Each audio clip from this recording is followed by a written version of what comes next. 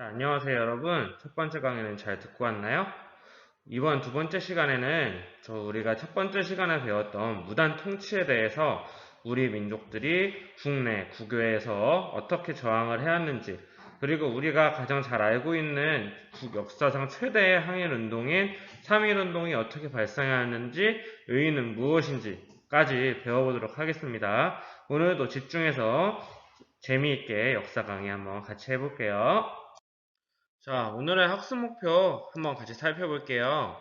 우리가 3.1운동은 잘 알고 있지만 3.1운동 이전에도 1910년대에 국내 국외에도 항일운동이 있었거든요. 그 국내 비밀결사운동과 국외 독립운동 기지건설에 대해서 어떻게 이루어졌는지 한번 같이 살펴볼 거고요. 그리고 3.1운동의 전개과정, 그리고 영향에 대해서 설명할 수 있는 거 굉장히 중요하겠죠. 이 부분 아주 잘 들어주시기 바래요. 자, 그러면은 1910년대 국내에서 독립운동이 어떻게 일어났는지 그거부터 살펴볼게요. 자, 1910년대 독립운동은 국내 비밀결사가 중심이 되었어요. 이 비밀결사라는 단어 우리 저번 시간에 배웠었죠? 자, 맞아요. 신민회에서 배웠었어요. 그 일제가 헌병 경찰을 통해서 무단 통치를 하고 있었고 헌병 경찰이 첩보 수집 등을 하면서 시퍼렇게 두 눈을 뜨고 있는 상태에서 걸리면 안 되잖아요. 그러니까 비밀로 사람들이 모여가지고 단체를 만들어서 독립운동을 하려고 노력했던 거고요. 이 비밀견사 단체에는 대표적인 단체가 두 단체가 있는데 첫 번째로는 독립의군부라는 단체예요. 이 독립일군부라는 단체는 유생들이 중심이 됐었거든요. 이 유생들이 중심이 되니까 우리 왕을 복위하자. 그리고 고종이 중심이 되어서 나라를 복구해야 된다라고 생각을 했었고, 그래서 이 입헌 군주제를 주장했어요. 입헌 군주제는 우리가 저번 시간에도 배웠겠지만 헌법이 있고 군주가 동시에 존재하는 것을 의미했었죠. 자, 두 번째로는 대항광복회였어요. 이 대항광복회 같은 경우에는 독립일군부와는 완전 다르죠. 지금 우리가 살고 있는 군주가 없는 민주공화제를 주장했었고요. 이 지식인이 중심이 되었습니다. 자, 그러다 보니까 대항광복회와 독립일군부의 활동 내용은 다른데 중학교에서는 이 정도만 배우기로 하고 더 자세한 내용은 고등학교 올라가서 배워보도록 할게요. 자, 우리가 국내를 알아봤으니까 국외 독립운동도 한번 살펴봐야겠죠. 이 국외 독립운동은 여러 군데에서 동시다발적으로 진행이 됐지만 역시 만주와 연해주에서 주로 이제 진행이 되었고요. 자, 이 만주와 연해주 중에 가장 중심이 되었던 곳이 남만주였어요. 이 남만주라는 곳에서는요. 신민회가 주도로 돼서 삼원부에 경학사를 조직했는데요. 우리가 배웠던 신민회에서 독립운동기지 건설운동이 있었잖아요. 그 중에서도 국내에서 굉장히 잘 사는 집이었는데 국내 모든 재산을 다 팔아서 온 가족이 만주로 이동한 이회영 열사님의 일가가 다 같이 주도를 해서 남만주로 이동을 했었고요. 자, 우리가 잘 알고 있는 신흥무관학교가 있었죠. 신흥무관학교를 이회영 일가가 세우기도 합니다. 그래서 신흥학교를 세워서 독립군을 양성하는데요. 자, 이거 지도를 잠깐 보시면요. 이 지도 중에 남만주가 어디냐면 이쪽이에요. 자, 그래서 아까 배웠듯이 삼원부라는 곳에 경학사를 세우기도 하고요. 우리가 잘 알고 있는 신흥무관학교의 전신이 신흥강습소예요. 신흥강습소였다가 1919년, 18년이 돼서 신흥무관학교를 바꾸기도 했고요. 이곳에서 이제 만주로 넘어오는 한인들을 맞이하기 위한 이제 정착촌이라는 것을 건설하기도 하고요. 그리고 독립군을 양성하기 위해 노력하기도 합니다. 자, 남만주를 알아봤으니까 다음으로 북만주를 한번 다시 알아보도록 할게요. 이 북만주에서 중심이 되었던 단체는 중광단이었는데요. 이 중광단은 특징이 대부분이 대종교를 믿고 있었어요. 우리 대종교 저번 시간에 종교에서 배웠었죠. 잠깐. 대종교는 단군 할아버지를 믿는 단체로 이 단군 할아버지를 믿는다는 것 자체가 우리나라의 시조를 믿는 만큼 독립운동에 굉장히 열정적이라는 특징이 있기도 했어요. 자, 그리고 이 중강단의 중심이 되어서 독립운동 기지를 건설을 하기도 했고, 이상설이라는 분이 계셨는데, 이상설이라는 분이 이제 서전서숙이랑 명동학교를 만드셨어요. 우리가 남만주, 북만주로 이전을 하더라도 교육을 배우는 거를 끊없이 노력하지 않아서는 안 된다. 노력을 안 하면은 우리 민족이 도태될 수밖에 없다라고 생각을 하셔서 이제 민족 교육을 담당하기 위해서 서전서숙이나 명동학교라는 것을 만드셨는데요. 위치를 한번 보면요. 자, 여기가 북만주인데요. 여러분이 생각하시기에 방금 배웠던 남만주가 이쪽에 있고 북만주가 이쪽에 있어서 동만주, 서만주 이렇게 잘못 생각하실 수도 있는데 편의상 그냥 남만주, 북만주라고 부르는 점 유념해 주시고, 서전서숙이나 명동학교는 룽징, 용정이라는 곳에 있었고, 이제 중광단이 이후에 우리가 잘 알고 있는 김좌진 장군이 이끄는 북로군정서로 대부분 편입되거든요. 북로군정서 사관 양성소도 있었다는 점 알아두시고, 자, 이게 서전서숙이에요. 여러분이 알고 있는 학교랑 많이 다르죠. 그냥 이 초가집 하나밖에 없었어요. 근데 여기에 사람들이 보이듯이 이 열악한 환경에서도 우리가 교육을 위해서 굉장히 노력했다는 점 여러분이 알아두면 좋겠어요. 자, 우리가 만주를 배워봤으니까 연해주도 한번 배워볼게요. 연해주에서는 좀 특징적으로 독립전쟁을 준비를 열심히 했었는데, 이제 성명회부터 시작해서 권업회, 그리고 대한광복군 정부까지 이어지면서 독립전쟁을 준비했었어요. 이러한 특징에 나타난 이유가 뭐냐면은, 이 연해주는 이 블라디보스톡이라는 러시아 땅에 위치하고 있었는데, 만주는 중국 땅이었는데 비해서 러시아 땅인 블라디보스톡에서는 러일 전쟁에서 일본이 이기긴 했지만 러시아가 완벽하게 진 게 아니라 비등비등한 상황에서 그냥 끝났거든요.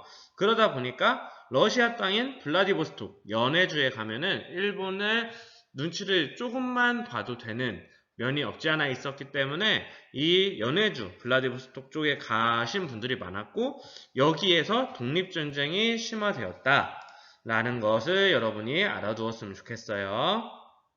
자, 우리가 만주나 연해주 이외의 땅에서는 어떻게 독립운동이 있는지 한번 살펴보면요.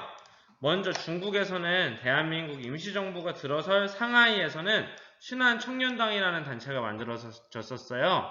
이 신한청년당에서는 여러가지 독립운동을 모색하다가 파리 강화회의라는 1차 세계대전이 끝나고 모든 나라의 대표가 모이는 장소에 우리나라 청년이었던 김규식 선생님을 파견을 해서 이제 독립운동의 의지를 다지려고 노력을 하기도 했었고요.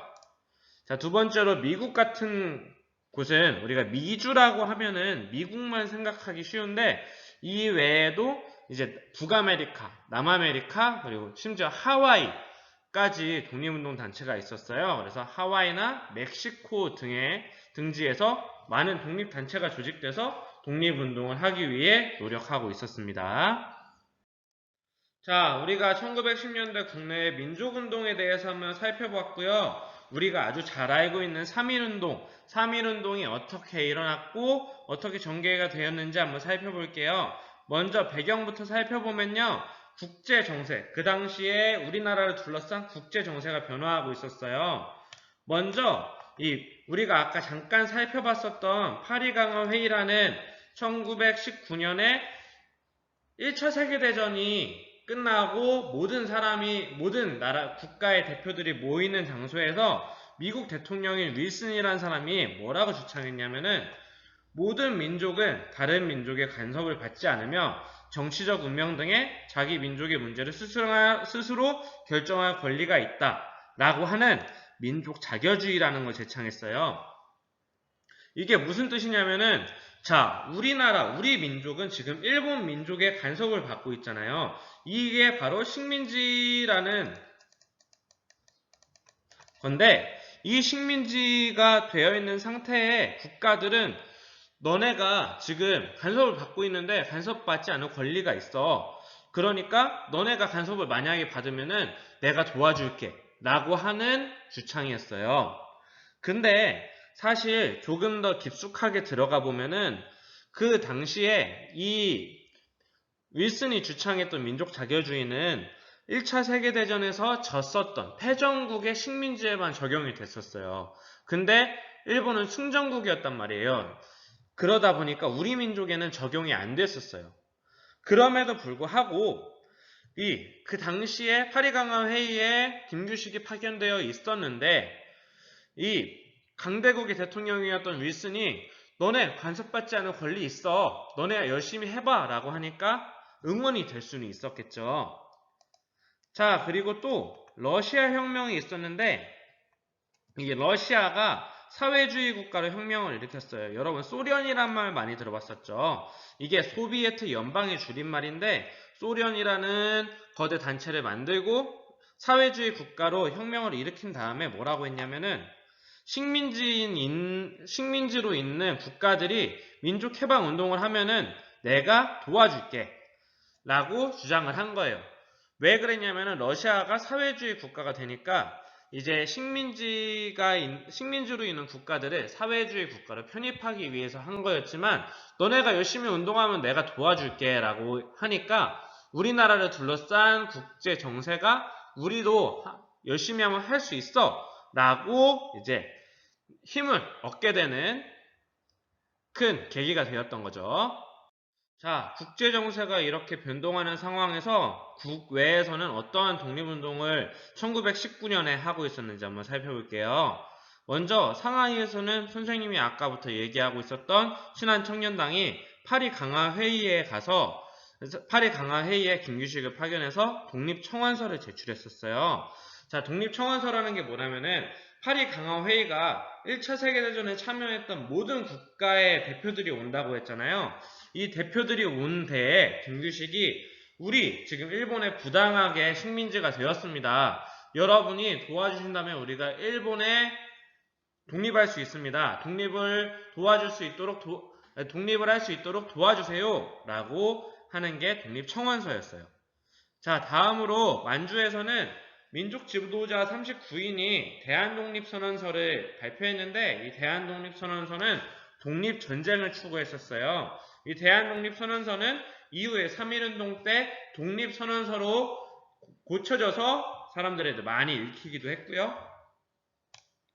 자, 다음으로 일본 도쿄에서는 일본 유학생들이 28 독립선언서라는 걸 발표했었어요. 이 28 독립선언서가 좀 가지는 의미가 뭐냐면요.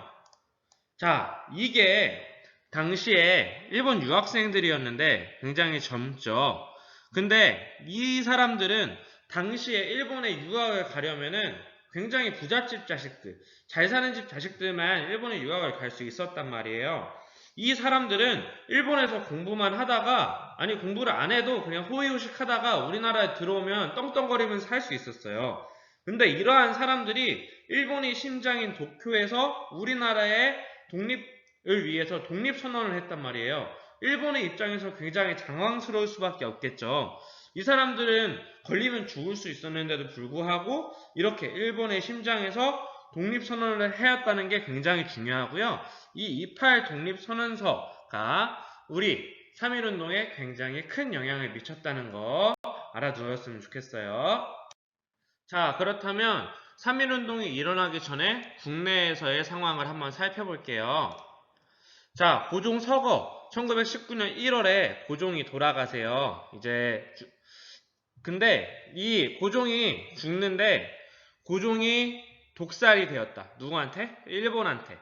일본이 고종을 독으로 죽였다라는 말이 국내에서 자꾸 확산이 돼요. 그래서 한국인들이 일본에 대한 분노가 굉장히 상승했는데, 자, 왜 그러냐면은 지금 여러분이 고종을 어떻게 평가할지는 잘 모르겠지만 그 당시의 사람들은 고종이 정신적 지주였단 말이에요. 이 사진이 덕수궁 앞에서 고종이 죽었다는 이야기를 들은 사람들이 다 찾아가서 굉장히 슬퍼하고 있는 장면이에요. 그 당시의 사람들은 고종을 정신적 지주로 여겼는데 이러한 고종을 일본이 독살했다 라는 소문이 퍼지게 되니까 일본에 대한 한국인의 분노가 상승하게 되죠. 자, 그래서 천도교, 기독교, 불교 등의 많은 종교계 인사들이 이제 독립만세운동을 하면은 많은 사람들이 참여하겠다라고 생각을 해서 이 독립만세운동을 계획하게 됩니다. 자, 3.1운동이 어떻게 전개되었는지 한번 살펴볼게요. 방금 이야기했듯이 천도교, 기독교, 불교 이러한 종교계에서 이제 계획을 하기 시작했는데 누구랑 같이 하냐면은 학생들이랑 연합을 해서 거족적인 시위를 준비해요. 모든 우리나라 사람들이 모두 알 수 있도록 큰 시위를 한번 해보자 라고 준비를 했는데 이때 학생들이 굉장히 많은 역할을 하게 됩니다. 그래서 원래는 3월 3일에 고종의 국장으로 3월 3일날 시위를 하려고 했어요. 왜냐하면은 이 국장이라는 게 뭐냐면은 왕이 죽으면은 장례식을 굉장히 크게 해요. 장례식을 하고 나서 이 관을 가지고 궁궐에서 이제 종묘라는 곳까지 쭉 이동을 하는데 이렇게 이동할 때 아주 많은 사람들이 와서 이것을 보고 같이 애도하고 슬퍼한단 말이에요. 이렇게 많은 사람들이 모였을 때 3.1운동을 딱 하면은 많은 사람들이 참여할 수 있겠다라고 생각을 해서 이때를 계획을 했는데 이게 일제한테 발각이 되고 맙니다. 그러면은 어떻게 해야 될까라고 생각을 하다가 그러면 우리가 좀 땡기자. 3월 1일로 선회해서 3월 1일 날 진행하자라고 해서 우리가 흔히 부르는 3.1운동이 되게 됩니다.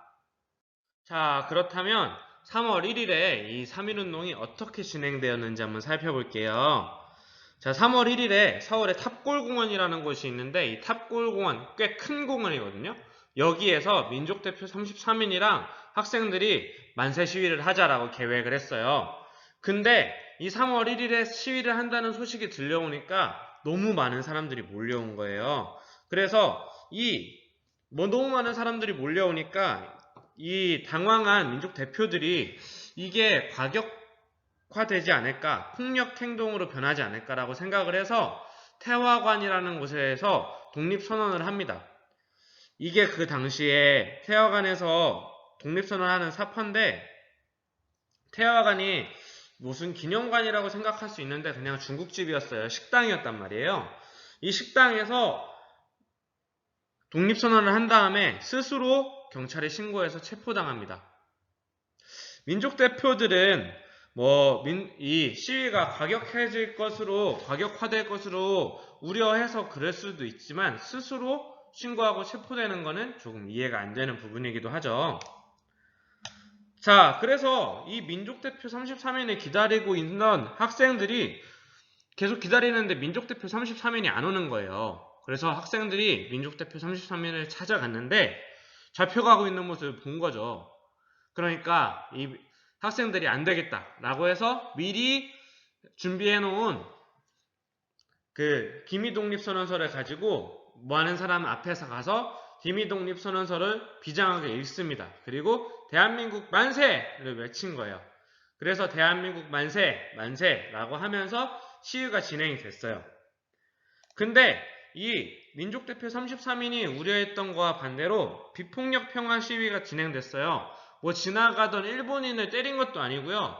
면사무소나 경찰서를 습격한 것도 아니라 모든 많은 사람들이 대한민국 독립 만세, 대한독립 만세, 우리 독립시켜달라 라고 외치는 시위만 진행을 했었던 거죠.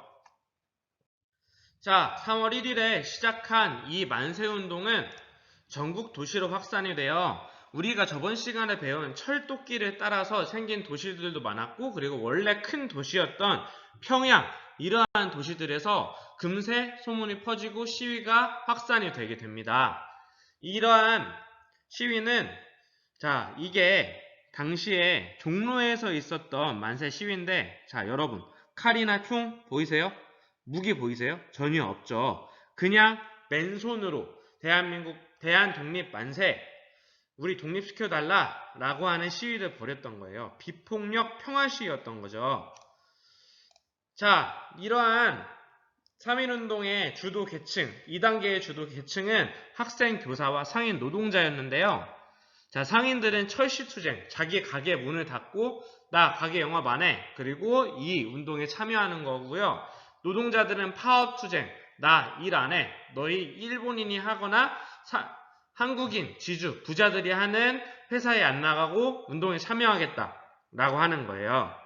자, 그리고 기생이나 거린, 우리가 그 조선시대 때 굉장히 낮은 계급으로 여겼었던 기생이나 거지들도 이러한 시위에 참여했다는 거죠. 그래서 아까 봤듯이 비폭력 평화 시위를 계속 유지하고 있었습니다. 자, 전국 도시로 확산된 이러한 운동은 3단계로 농촌으로 확산되는데요.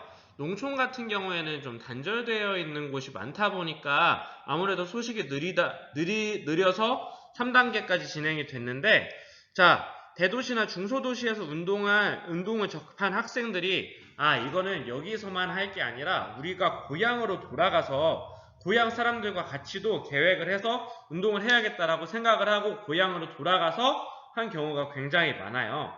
우리가 잘 알고 있는 유관순 열사도 서울에서 공부를 하다가 이 운동을 접하고 나서 자기 고향인 천안으로 돌아가서 천안 아운의 장터에서 시위를 계획하고 한 케이스라고 볼 수 있죠.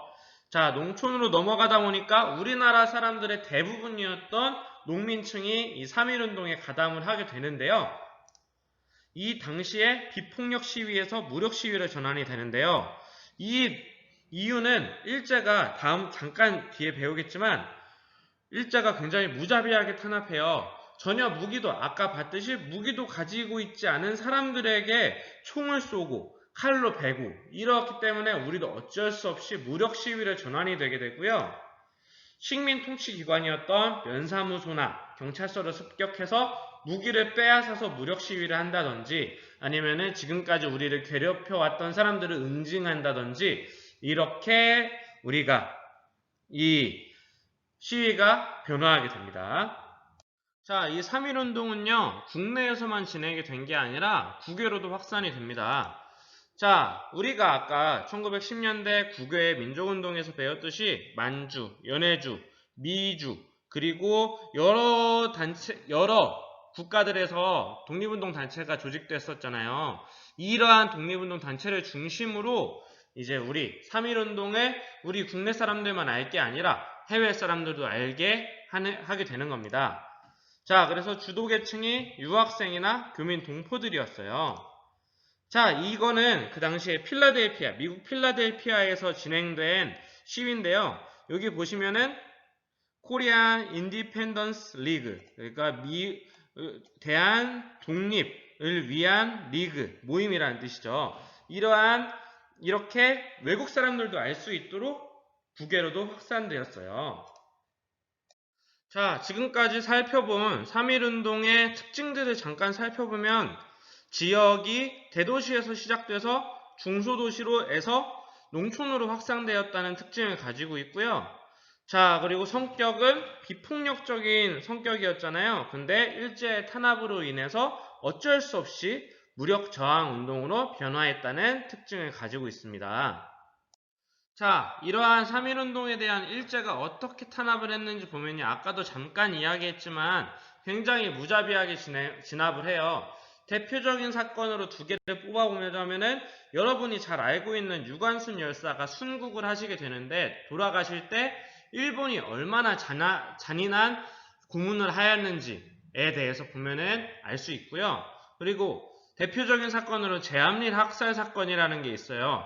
이 사진이 제암리에서 이제 학살이 벌어지고 나서 나타난 사진인데요. 이 제암리에서는 심지어 몇 명 참여하지도 않았어요. 근데 제암리에 살고 있는 사람들은 일본 경찰들이 교회를 다 모으라고 한 다음에 문을 다 잠궈놓고 그 교회를 불질러 버렸어요. 그리고 거기서 빠져나오는 시민들을 총으로 다 학살한 사건입니다.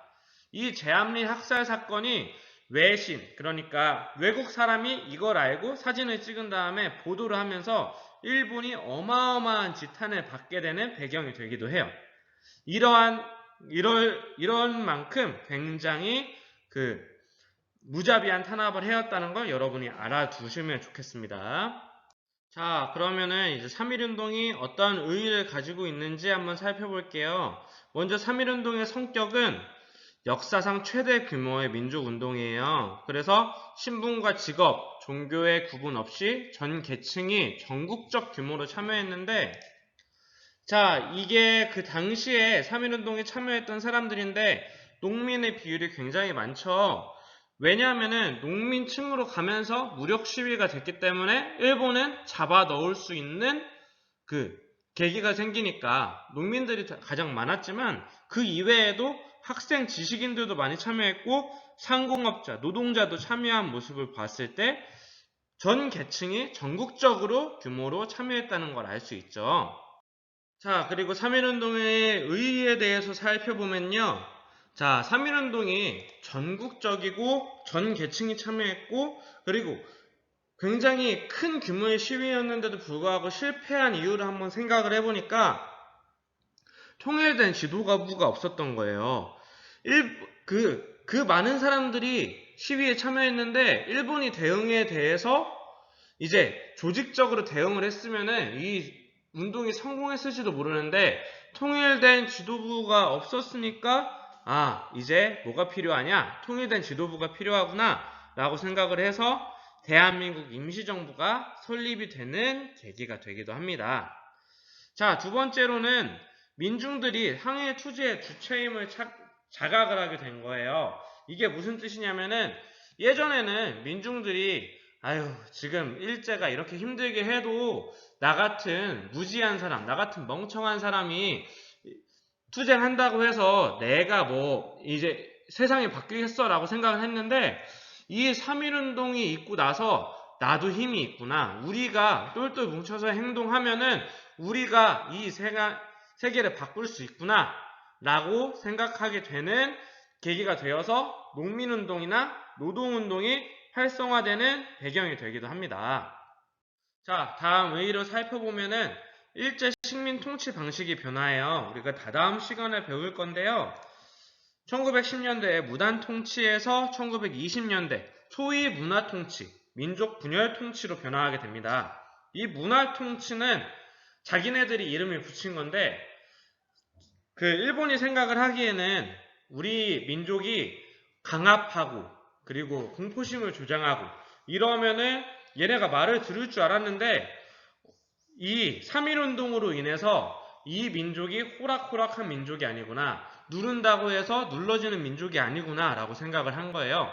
그래서 문화적으로 통치해줄게 라고 이름을 붙인 다음에 실제로는 친일파를 양성하거나 해서 민족을 분열하려고 노력하는 식민 통치의 방식이 변화하게 됩니다. 또 이 3.1운동이 최초의 반제국주의 민족운동이기 때문에 이게 중국의 오사운동이라는 운동이나 인도의 비폭력 불복종 운동에 영향을 주게 돼요. 이게 큰 계기가 되거나 하진 않아요. 사실은. 그런데도 불구하고 이 3.1운동이 배경이 되어서 이 3.1운동의 비폭력적인 운동 그리고 반제국주의적 운동을 보고 영향을 갔을 수도 있다는 거죠. 자, 이 사진이 우리 교과서에 나오는 중국 오사운동의 사진인데요. 연설문에 이런 게 있어요. 조선인들도 독립운동을 하면서 부르짖었다. 독립을 하지 못하면 죽음이 있을 뿐이다. 라고. 이렇게 연설을 하는 만큼 조선인들, 그러니까 한국인들의 3.1운동에 영향을 주기도 했고, 자, 이게 그 해외 신문에 우리 3.1운동이 보도된 내용이에요. 자, 이렇게 해외까지 우리 3.1운동이 영향을 주면서 최초의 반제국주의적인 민족운동이 굉장히 큰 의의를 가진다라고 말할 수 있습니다. 자, 여기까지 우리가 3.1운동에 대해서 배워보았어요. 오늘 영상이 좀 길었죠. 그런데도 불구하고 꼭 필요한 내용과 아니면은 여러분이 알아두었으면 좋겠는 내용이 많았기 때문에 오늘 영상이 좀 길었는데 여기까지 잘 시청해준 여러분 참 고맙고요. 이 내용들을 잘 알아보았으면 좋겠습니다. 오늘 댓글 과제는 학습지를 찍어서 사진을 올려주는 거니까 꼭 잘 올려주시고, 자, 다음 시간에 무엇을 배우는지 잠깐 살펴보면요. 우리가 3.1운동으로 인해서 만들어진 대한민국 임시정부가 어떻게 설립됐는지 볼 거니까 관심 있는 친구들은 교과서 먼저 한번 살펴보면 좋을 것 같아요. 오늘도 고생 많았어요. 안녕.